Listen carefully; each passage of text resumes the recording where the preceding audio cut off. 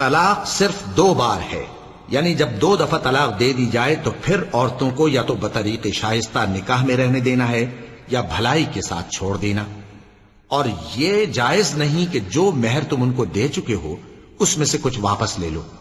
ہاں اگر زن و شوہر کو خوف ہو کہ وہ اللہ کی حدوں کو قائم نہیں رکھ سکیں گے تو اگر عورت خاوند کے ہاتھ سے رہائی پانے کے بدلے میں کچھ دے ڈالے تو دونوں پر کچھ گناہ نہیں۔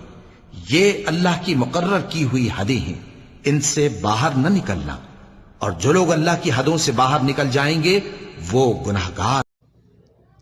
تفسیر قرآن پاک۔